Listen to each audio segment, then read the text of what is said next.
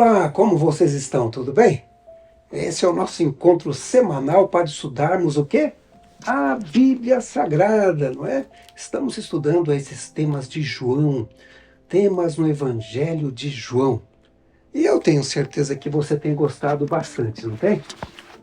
O que você tem achado? Se você tem gostado, deixa aquele seu like abençoado e abençoe o nosso canal. O canal chegou a hora, não é? Isso é muito importante. Nós vamos continuar estudando esse guia de estudo durante mais alguns meses, até o final do ano, né? Quando aí mudamos de assunto e vamos para outro tema, outro assunto, tá bom? Olha, eu conversei com vocês outro dia sobre a questão de inscrição aqui no canal. E realmente uma pessoa disse para mim, um amigo meu até, disse, olha, eu estava inscrito, e quando eu fui ver não estava mais inscrito. Às vezes acontece, viu? Não sei por quê. Então, verifique aí se você está inscrito no canal, se não estiver, abençoe o canal. Se inscreva, faça parte dessa família que estuda não apenas esse guia de estudo, os temas da Bíblia, mas também as profecias da Bíblia Sagrada que indicam que a volta de Jesus está muito próxima. E acione aí esse sininho, o sininho das notificações, que é muito importante. Faça isso já no início aí. E se você tem alguma sugestão, alguma dúvida, alguma contribuição, por favor, coloque aí nos comentários, eu vou ficar muito feliz, tá bom? Bom, falando em aprender, em estudo, sabe, para a gente ter sabedoria, para ter entendimento, especialmente em assuntos espirituais da Bíblia Sagrada, a gente precisa orar e pedir a orientação do Espírito Santo. Então, ore comigo, vamos orar. Querido Pai Celestial, mais uma vez louvamos o seu nome, porque o Senhor é bom e a sua misericórdia dura para sempre. Chegou a hora, Senhor, de nosso estudo semanal. Por isso eu peço ao Senhor sabedoria e entendimento. Essa sabedoria que só o Espírito Santo pode conceder. Nos dê sabedoria, Senhor, nos dê esse entendimento para este momento de estudo. Eu te peço também uma bênção especial para cada pessoa que assiste e estuda comigo neste momento, Senhor. O Senhor sabe as necessidades de cada um. E atenda, Senhor, em tua bondade, em tua misericórdia. Eu te peço em nome de Jesus. Amém. Amém. Bom, o título do estudo de hoje é o Testemunho dos Samaritanos e esse já é o nosso quinto tema nestes estudos que estamos fazendo no livro de João. Tá bom? Vamos estudar aí esse episódio, o capítulo 4, dos versos 1 até o verso 42. E a lição sempre tem um verso principal que é chamado verso para memorizar. Nem sempre a gente consegue memorizar, né? Mas a gente tenta.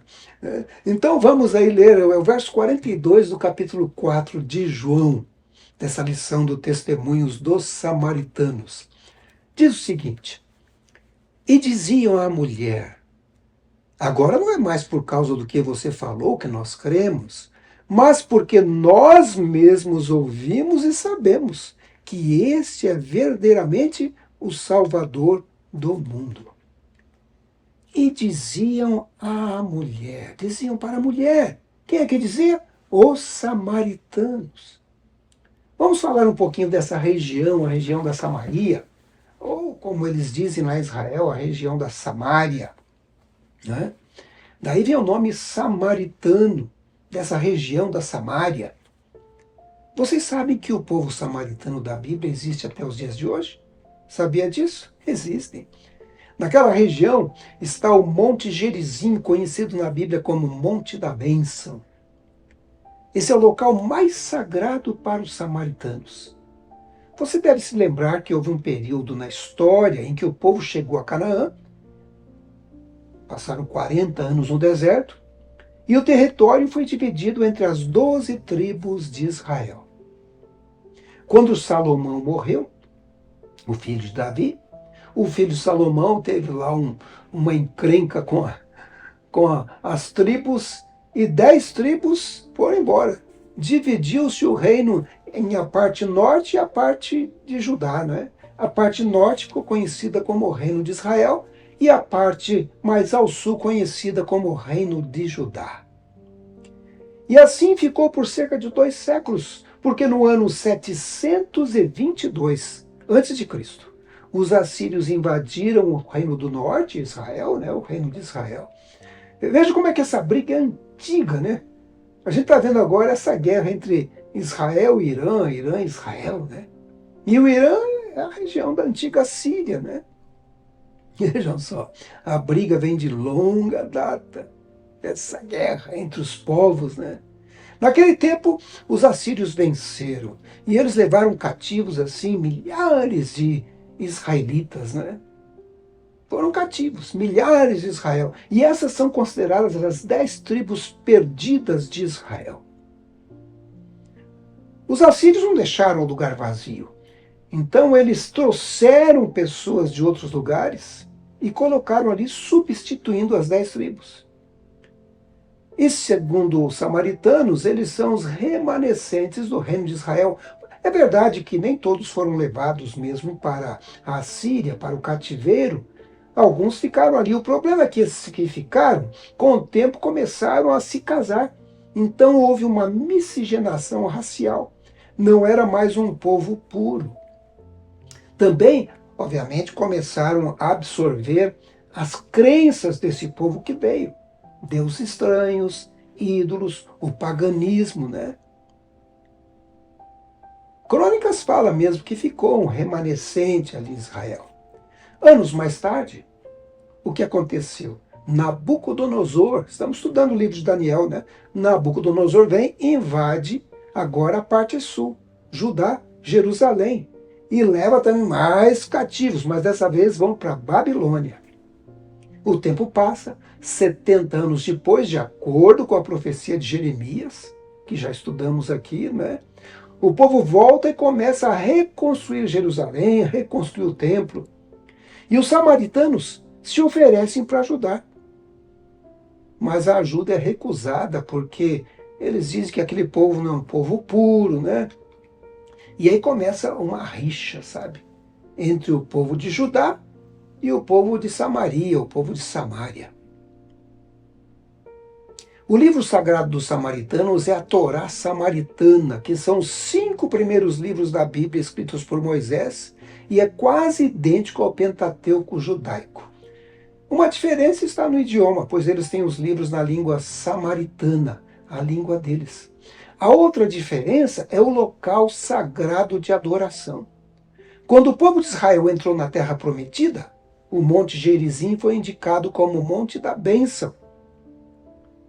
E de frente do Monte Gerizim está o Monte Ebal, que era o Monte da Maldição. E os samaritanos acreditam que foi no Monte Gerizim que Abraão ofereceu Isaque a Deus. E aqui ficaria então, ou teria ficado, o tabernáculo do povo de Israel, e esse é o lugar escolhido por Deus para adorar, não o Monte Moriá, lá em Jerusalém. Por isso, no século V, os samaritanos construíram um templo enorme no topo do Monte Gerizim. Mas esse templo foi destruído. Mas continua um lugar sagrado para os samaritanos até o dia de hoje. E entre os 2 montes tem um grande vale onde se encontra a cidade bíblica de Siquém, ou de Sicar. Atualmente, os samaritanos remanescentes têm uma boa convivência com os judeus. Na verdade, os jovens samaritanos atualmente servem até mesmo no exército de Israel. Os samaritanos atuais ainda continuam falando a língua deles, o samaritano, mas eles falam também o hebraico e também falam o árabe. Outra coisa interessante, os samaritanos até os dias de hoje sacrificam cordeiros, ou seja, como povo, eles rejeitam a Jesus como o Messias.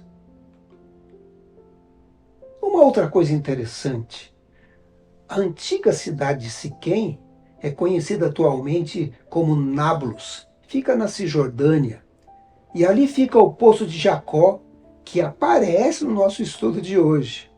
Eu tive o privilégio de visitar o Poço de Jacó em 1992 e ele continua até os dias de hoje com água boa e fresca. Eu tive o privilégio de tomar um pouco daquela água quando eu passei por lá. Ali os padres ortodoxos é que tomam conta daquele lugar. Eu me lembro que estava bastante quente, era o finalzinho do dia, e o padre gentilmente abriu ali para a gente conhecer o local. E eu lembro que o pastor que estava comigo, ele disse: padre, eu posso lavar o rosto com essa água? E o padre falou: claro, poço fundo. E ele puxou a água com aquele balde e despejou com um canto ali numa bacia. E o pastor lavou o rosto, mas enquanto ele estava lavando o rosto, o padre pensou que ele queria fazer isso por alguma questão espiritual, uma questão de crença que ele tinha, né? E o padre então pegou um cântaro, encheu de água e derramou sobre a cabeça do pastor e falou assim algumas palavras em ortodoxo, em grego ali, e fez assim o sinal da cruz, né? E eu disse para o pastor: você acabou de ser batizado na igreja ortodoxa. Nós rimos bastante, né, do episódio, não na frente do padre, né, obviamente, né? E eu até enchi minha garrafinha com água do Poço Jacó e acabei trazendo essa garrafinha aqui para o Brasil, né? E ela durante um tempo ficou comigo. Hoje não tem mais, a água acabou apodrecendo, né? A água vai ficando velha, vai criando os bichinhos, porque não é água tratada, água de um poço, né? Então, acabamos jogando fora, ela simplesmente desapareceu. O poço, na verdade, está numa região meio complicada. Quando eu fui lá, havia um tanque na frente desse poço, assim, camuflado, soldados em volta. A Cisjordânia tem sido palco de guerras também. Atualmente está um pouco mais calma, né? Isso é muito bom. Bom, na época não era um lugar muito tranquilo para passeio. Não sei como está hoje, né? Mas foi ao lado desse poço que Jesus se encontrou com a mulher samaritana, que aparece aqui no nosso estudo. E a primeira parte desse estudo tem o título O Contexto do Encontro. O contexto do encontro. Então vamos já para a nossa primeira pergunta. E a sugestão é ler João capítulo 4, verso 1 a 4. E a pergunta é: o que levou Jesus a atravessar Samaria? Vamos ler. Portanto, quando o Senhor soube que os fariseus tinham ouvido que Jesus fazia e batizava mais discípulos do que João, embora o próprio Jesus não tenha batizado, mas os seus discípulos, ele deixou a Judéia e partiu novamente para a Galiléia. E era-lhe necessário passar por Samaria. Parece que havia assim uma tensão entre os discípulos de João e os discípulos de Jesus. Os discípulos de João estavam meio enciumados, porque parece que agora os discípulos de Jesus estavam batizando mais do que eles. E eles vão reclamar lá com João Batista. E o João Batista diz assim: importa que ele cresça e eu diminua. Mas Jesus decide deixar o local. E em vez de ir lá por baixo, pelo Rio Jordão, como eu já passei também uma vez, por Jericó, ou pelo outro lado, ele decide ir no meio da terra dos samaritanos. E os judeus não gostavam de passar ali. Eles tinham uma tensão, uma briga entre eles, sabe? Eles não consideravam pessoas muito boas, né? Mas Jesus tinha uma missão ao passar por Samaria. E é isso que a gente vai ver no estudo de hoje. Por isso, a resposta sugerida é que Jesus queria evitar confrontos e tinha uma missão em Samaria.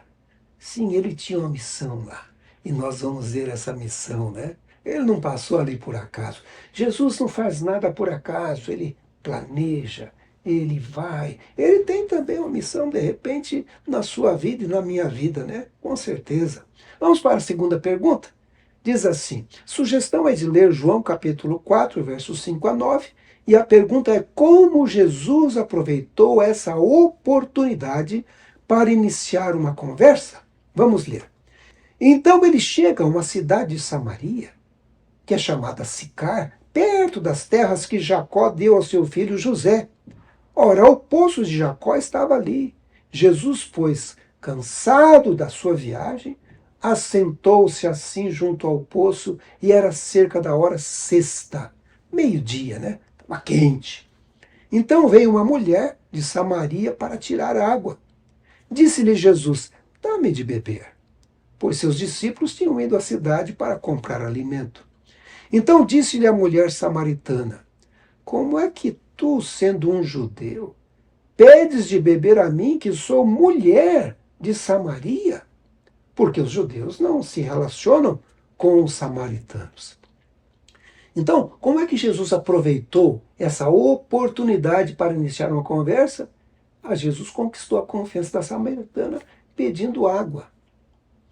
Isso é muito comum, né? Você quer conversar com alguém e você fala assim: que oração, hein? Ou então, parece que vai chover, não é? Você começa assim com um assunto meio genérico para puxar a conversa, iniciar assim uma conversação e fazer uma amizade, né? De repente você está esperando um ônibus em algum lugar e tal, né? Jesus, no caso, pediu água, né? Nós temos um capítulo no livro O Desejado de Todas as Nações, justamente sobre esse episódio. É o capítulo 19, cujo título é Junto ao Poço de Jacó. E ali diz: no caminho para Galiléia, Jesus passou por Samaria. Era meio-dia quando chegou ao belo vale de Siquém. À entrada desse vale estava o poço de Jacó. Aproximou-se uma mulher de Samaria. Jesus lhe pediu água para beber. Nenhum oriental recusaria um favor como esse. No Oriente, a água era chamada a dádiva de Deus. Ainda hoje, viu? Eu lembro quando eu estive lá em Israel e entrei numa loja de um palestino e pedi água. Ele fez questão de trazer uma água mineral e me dar aquela água mineral numa garrafinha, né? Depois queria que eu comprasse alguma coisa na loja dele. Eu acabei comprando, né, alguma coisa. Acaba sendo uma troca de favores, né? Mas eles consideram muito importante atender o pedido quando o pedido é água. Na própria lição da escola sabatina tem um comentário: na cultura da época, pedir e receber um favor de alguém abria portas para a amizade e obrigava quem o recebia a retribuir o favor. A mulher pareceu chocada porque Jesus, um judeu, pediu a ela, uma desprezada mulher samaritana, que fizesse algo por ele, iniciando assim um relacionamento. Consideremos a resposta dela. Como sendo o senhor um judeu, pede água a mim, que sou mulher samaritana? Então, resumindo essa história até aqui, Jesus decide voltar para Galiléia. Mas em vez de ir pelo caminho tradicional, que contorna, né, ele vai direto para o norte, passando por Samaria, e passa bem no centro da terra dos samaritanos. Ele tinha um motivo. O motivo era salvar pessoas do pecado. E nesse caso era uma mulher de vida torta, né? E ainda por cima samaritana. Mas Jesus tinha uma missão para ela. Essa mulher de vida torta, ela ia ser uma missionária. Ela iria contar aos outros ali da sua cidade, os seus conhecidos, que o Messias havia chegado e estava ali na cidade. Vamos continuar com mais um tema. O tema é a mulher junto ao poço. A mulher junto ao poço. E temos aí a terceira pergunta, cuja resposta está em João 4, 7 a 15. A pergunta é: como Jesus usa este encontro para começar a testemunhar para aquela mulher? Vamos ler. Então veio uma mulher de Samaria para tirar água. Disse-lhe Jesus: dá-me de beber, pois seus discípulos tinham ido à cidade para comprar alimento. Então disse-lhe a mulher samaritana: como é que tu, sendo um judeu, pedes de beber a mim, que sou mulher de Samaria? Porque os judeus não se relacionam com os samaritanos. Aí vem a resposta de Jesus, né? Jesus respondeu e disse-lhe: se tu conheceras o dom de Deus e quem é o que te diz, dá-me de beber, tu lhe pedirias e ele te daria água viva. Disse-lhe a mulher: Senhor, tu não tens com que atirar e o poço é fundo. Onde, pois, tem a água viva? És tu maior que Jacó, o nosso pai, que nos deu o poço do qual ele mesmo bebeu, e os seus filhos, e o seu gado? Jesus respondeu e disse-lhe: qualquer que beber dessa água terá sede novamente, mas aquele que beber da água que eu lhe der nunca terá sede, mas a água que eu lhe der se fará nele uma fonte de água a jorrar para a vida eterna. Disse-lhe a mulher: Senhor, dá-me dessa água para que eu não tenha sede e não venha aqui tirá-la. Olha o diálogo ali entre os dois, né? A conversação entre Jesus e essa mulher que se aproximou ali por volta do meio-dia, caminhando, quem sabe 1 quilômetro ou mais, com aquele cântaro pesado. Não era nem um balde, não. Aqui hoje os baldes são leves, são de plásticos ou de metal, mas ela veio com um cântaro de barro. Eu imagino aquilo pesado e com água mais pesado ainda. E ela veio ao meio-dia, né? E o livro Desejado de Todas as Nações continua dizendo: o ódio existente entre judeus e samaritanos impedia a mulher de prestar um favor a Jesus. O Salvador, porém, buscava a chave para aquele coração e, com um tato nascido no amor divino, em vez de oferecer um favor, ele o pediu. O oferecimento de uma gentileza poderia ter sido rejeitado. No entanto, a confiança gera confiança. A lição lembra do encontro que nós já estudamos a semana passada de Nicodemos com Jesus, né? Tanto no caso de Nicodemos como no caso da mulher, os dois precisavam da mesma coisa. Eles precisavam de conversão. Talvez falte também alguma coisa na sua vida. E a gente sempre tem que examinar a nossa vida para ver o que falta, né? Eu espero que no estudo de hoje você possa aproveitar um pouco dessa água divina, né? Jesus oferece essa água ainda hoje, né? E ela pode preencher o vazio na nossa vida. Vamos ver a resposta sugerida para a pergunta: como Jesus usa esse encontro para começar a testemunhar para aquela mulher? A resposta: Jesus conquistou a confiança da samaritana pedindo-lhe água. Sabe, a gente não consegue viver muito tempo sem beber água, né? Se você for jogado num deserto e não tiver água, você vai morrer, porque o nosso corpo é formado, em sua maior parte, por água, né? Na verdade, nós somos assim uns recipientes de água ambulante que caminham por aí, né? E a gente usa a água para tudo, né? Usamos a água para o banho, para purificar, limpar o corpo, água por dentro, né, para purificar por dentro também. Então, a água é um bom símbolo para a purificação, né? Para a purificação. Sabe, na Nova Jerusalém, vocês já devem ter lido, vai haver um rio chamado Rio da Vida. A água deve ser maravilhosa. A Bíblia fala também do mar de cristal, um mar tão límpido que reflete como um cristal, né? A água é maravilhoso, né? Maravilhoso. É uma excelente ilustração dada por Jesus. Eu busquei lá no comentário bíblico adventista um comentário interessante. Diz assim: vocês precisam ter um Salvador morando com vocês, que será como uma fonte a jorrar para a vida eterna. A água da vida que flui do coração sempre rega o coração dos outros. A água que Cristo se referia era a revelação da graça em sua palavra. Seu espírito e seu ensino são como uma fonte que satisfaz. Eu tenho uma pergunta para você. Você já bebeu água hoje? Eu já levanto de manhã, já tomo água. E bastante, né? Já tomo alguns copos em jejum. Isso já vai ajudar a limpar o corpo, né? Limpar o estômago, limpar a parte interna do corpo. Na verdade, a recomendação é em torno de 3 litros por dia, né? Ou seja, uns 15 copos de água. Mas e de água viva? Você já tomou um pouco hoje? Eu sei que você está tomando agora, né? Através do estudo que estamos fazendo da Bíblia Sagrada.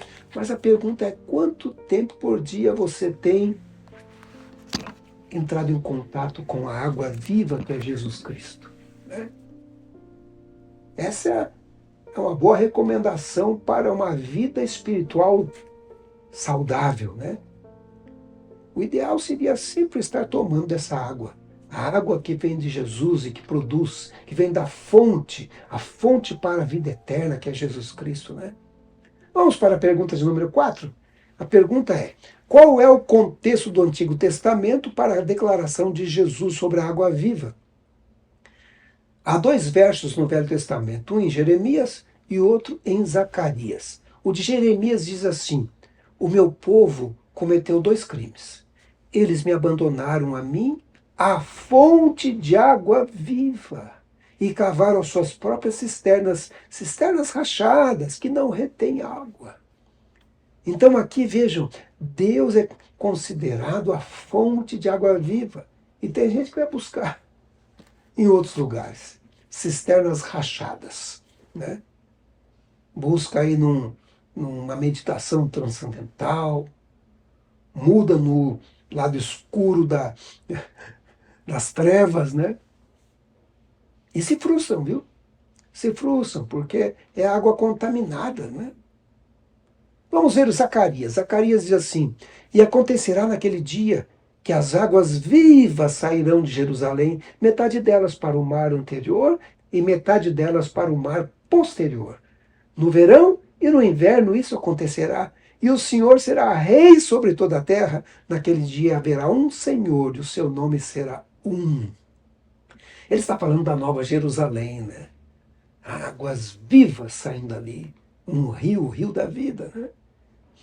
Então vamos à resposta sugerida. A resposta é: o Antigo Testamento apresenta Deus como a fonte de água viva para o seu povo. Ele é a fonte. Beba sempre dessa fonte. Vamos para o próximo tema. Senhor, dê-me dessa água. Esse devia ser o nosso pedido também, né? Senhor, dê-me dessa água. E vamos para a próxima pergunta. Como Ezequiel 36 reflete as verdades que Jesus procurou transmitir a Nicodemos e a samaritana? Vamos ler. Então aspergirei água pura sobre vocês e vocês ficarão purificados. Tirarei de vocês o coração de pedra e lhes darei um coração de carne. Porei dentro de vocês o meu espírito e farei com que andem nos meus estatutos.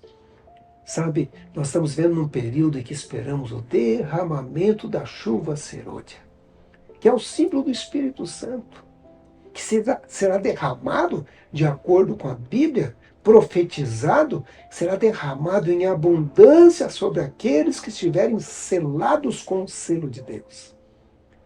Estamos esperando essa água, essa chuva, a chuva serôdia do Espírito Santo, né? Então nós temos aí essa pergunta 5, realmente somente Deus pode dar essa conversão, né? Esse derramamento do Espírito Santo. E nós temos aí um comentário que diz assim: em ambos os casos, Jesus procurou alcançar essas pessoas com verdades espirituais, apesar de ter usado ilustrações retiradas do mundo natural.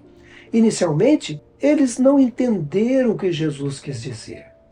Nicodemos questionou: como alguém pode nascer de novo?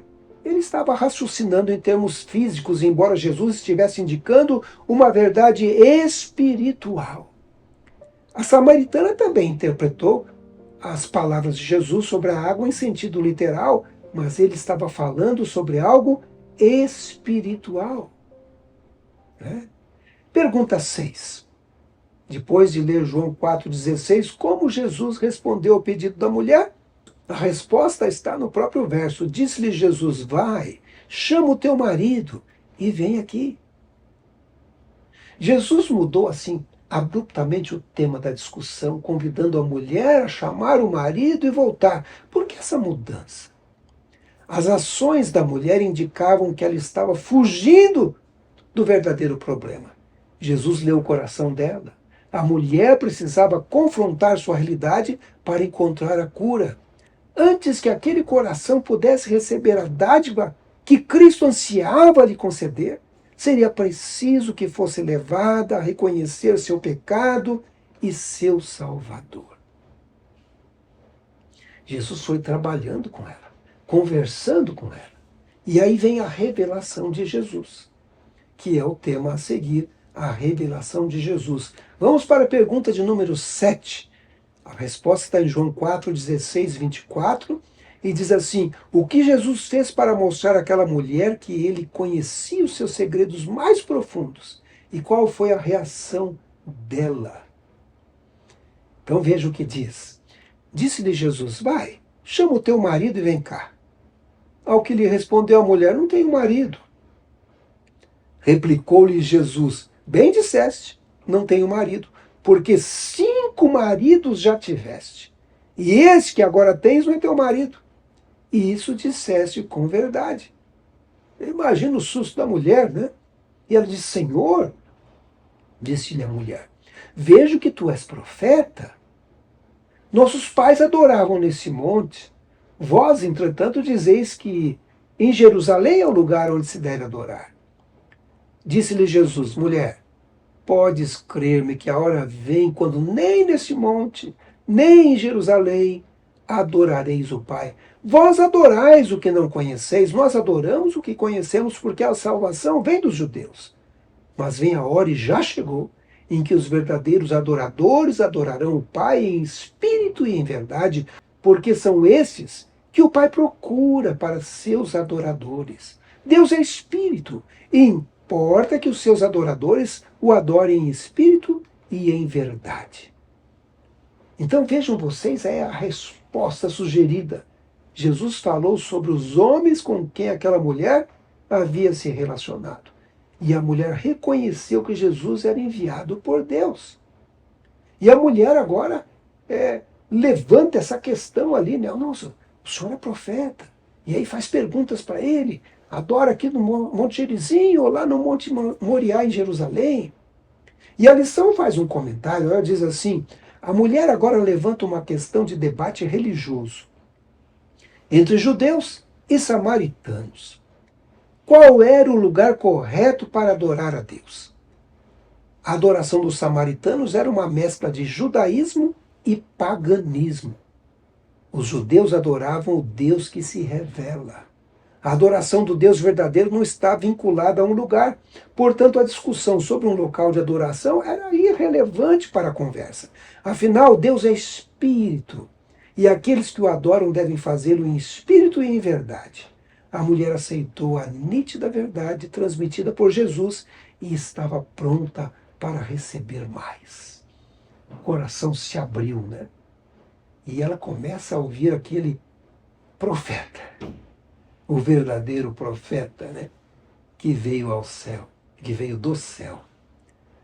Vamos para a 8ª pergunta? Diz assim: leia João 4, 25 e 26, como Jesus revelou sua identidade. Vamos ler. Eu sei, respondeu a mulher, que há de vir o Messias, chamado Cristo. Quando ele vier, nos anunciará todas as coisas. Disse-lhe Jesus: eu o sou, eu que falo contigo. Então vejam a resposta. Jesus disse que ele era o Messias. Já revelou assim, né? Normalmente ele não fazia isso. Às vezes ele dizia até para as pessoas não comentarem aquilo. A lição fala sobre isso. Diz assim: essa foi a única vez antes do seu julgamento em que Jesus disse claramente a alguém que era o Messias. E ele não fez isso para uma grande multidão ou um líder importante, mas para uma mulher samaritana anônima. Jesus está interessado em qualquer pessoa solitária, que se sinta excluída e sozinha. Assim, para aquela mulher que não apenas pertencia a outra cultura, mas que também não tinha o melhor caráter moral, Jesus revelou abertamente quem ele é. E tendo revelado à mulher que conhecia seus segredos mais obscuros, Jesus também lhe deu um grande motivo para crer nele. Uma vez eu estava lá na minha cidade, pelo menos naquele momento era a minha cidade, morei ali cerca de 9 anos, né? Cidade Nova, Friburgo. Estava ouvindo uma mulher fazendo uma palestra, uma senhora, e ela começou a falar de um momento difícil que ela passou na vida dela. Ela estava viúva e começou a sentir-se muito solitária, sozinha em casa, sem o esposo, os filhos já tinham saído de casa, né? E ela tinha uma tristeza profunda nessa sua solidão. E foi nessa solidão que ela buscou a Bíblia Sagrada. E ela abriu a Bíblia Sagrada e pediu a Deus que lhe desse um verso que a consolasse. que ela sentisse que não estava sozinha. E ao abrir a Bíblia, os seus olhos foram dirigidos pelo Espírito Santo para Isaías, capítulo 54, versos 5 e 7. E diz assim: porque o teu Criador é o teu marido. O Senhor dos Exércitos é o seu nome. O Santo de Israel é o teu Redentor. Ele é chamado Deus de toda a terra, porque o Senhor te chamou como a mulher desamparada e de espírito abatido, como a mulher da mocidade que fora repudiada, diz o teu Deus. Por breve momento te deixei, mas com grandes misericórdias torno a acolher-te. Ela sentiu como se o próprio Deus estivesse falando com ela. Ela disse que se sentiu tão feliz. E esse era o verso dela. Quando ela sentia solidão, quando ela sentia tristeza, ela abria a Bíblia lá em Isaías 54 e via lá: porque o teu Criador é o teu marido. Eu te deixei um momentinho, mas eu te acolhi. Talvez esse verso seja para você que está aí sozinha, solitária, às vezes viúva, às vezes separada, às vezes sentindo apenas sozinho. O teu Redentor é aquele teu companheiro, é a tua companheira, é aquele que vai estar ao seu lado sempre, né? Fiel, amoroso. Confie nisso. Vamos ver então agora Jesus não com a samaritana, mas com os samaritanos. Esse é o próximo tema, Jesus e os samaritanos. Vamos ver aqui João capítulo 4, 27 a 29, para responder à pergunta: que ação surpreendente a mulher tomou? Vamos ler. Nesse ponto chegaram os seus discípulos e se admiraram de que estivesse falando com uma mulher. Todavia, nenhum lhe disse: que perguntas? Ou por que falas com ela? Quanto a mulher deixou seu cântaro, foi à cidade e disse àqueles homens: vinde comigo e vede um homem que me disse tudo quanto tenho feito. Será este, porventura, o Cristo? Então ela sai, aí vem a resposta, né? Ela sai e conta aos samaritanos o que Jesus lhe disse. E o povo acredita nela, porque eles vêm lá buscar ver a Jesus, né? E conversar com Jesus. O livro Desejado faz o seguinte comentário: assim que encontrou o Salvador, levou outros a ele, demonstrou ser uma missionária mais eficiente que os próprios discípulos. Não viram que bem ao redor deles havia uma colheita a fazer. No entanto, por meio daquela mulher que haviam desprezado, toda a cidade foi levada a ouvir o Salvador. Ela transmitiu luz aos seus concidadãos. Jesus havia começado a derrubar a parede de separação entre os judeus e os povos de outras nações e a pregar salvação a todo mundo.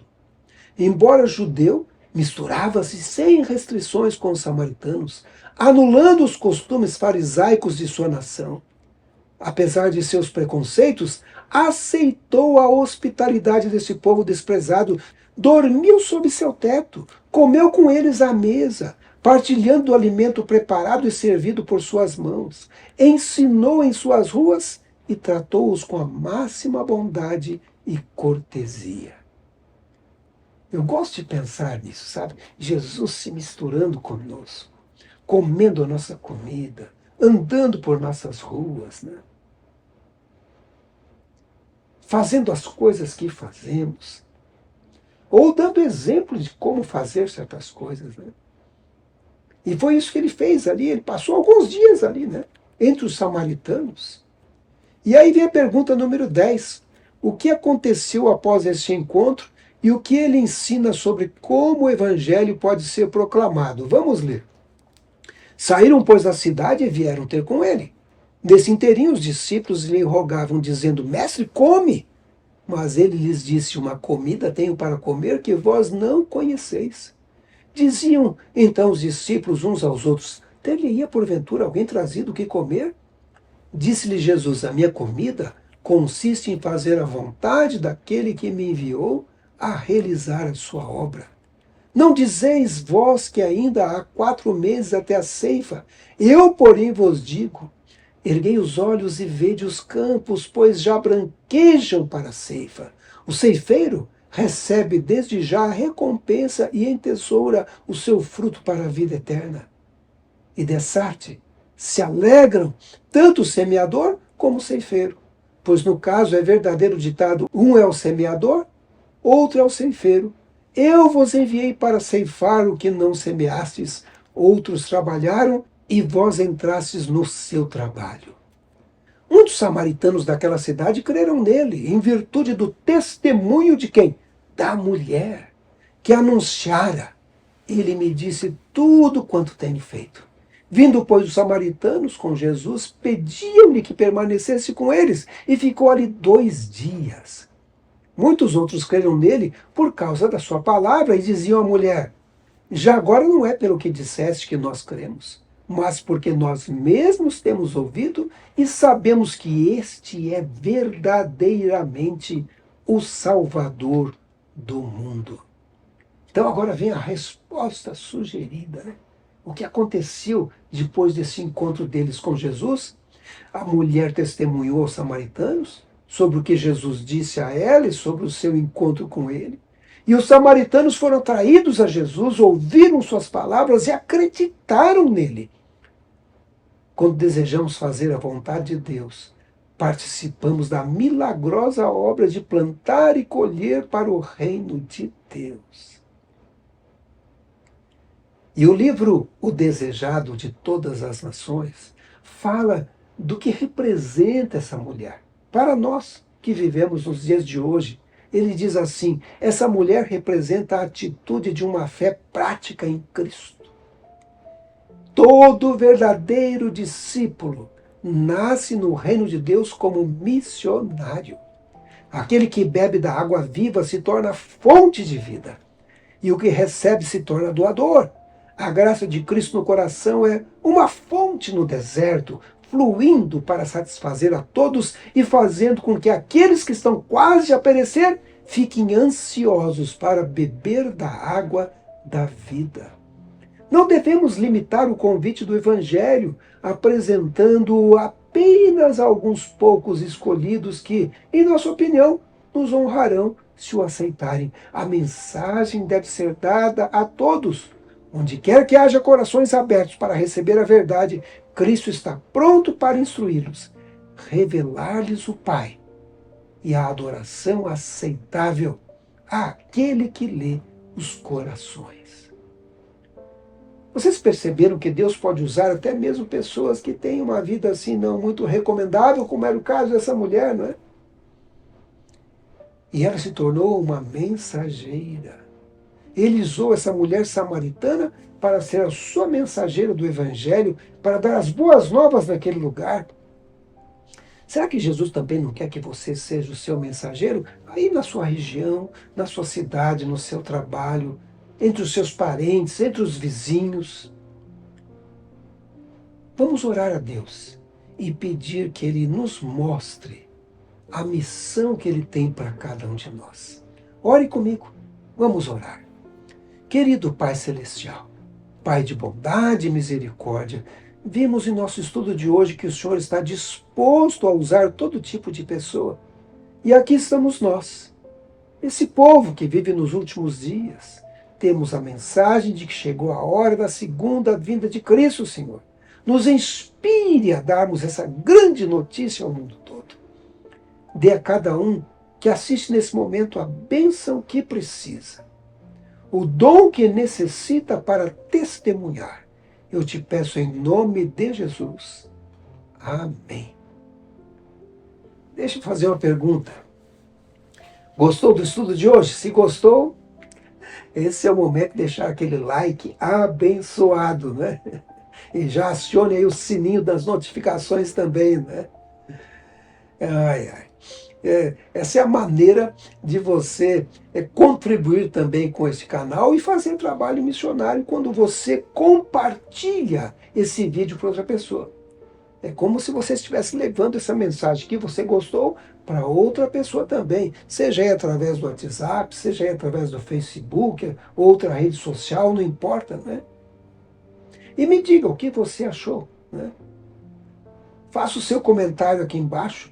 Como é que Jesus pôde usar uma mulher de vida esquisita como missionária? Será que hoje ele poderia usar uma mulher assim também? Será que ele poderia usar um homem assim, de vida torta? Ele pode diretar as vidas, né? Quero ouvir a sua opinião. Por favor, coloque sua opinião aí nos comentários, sabe?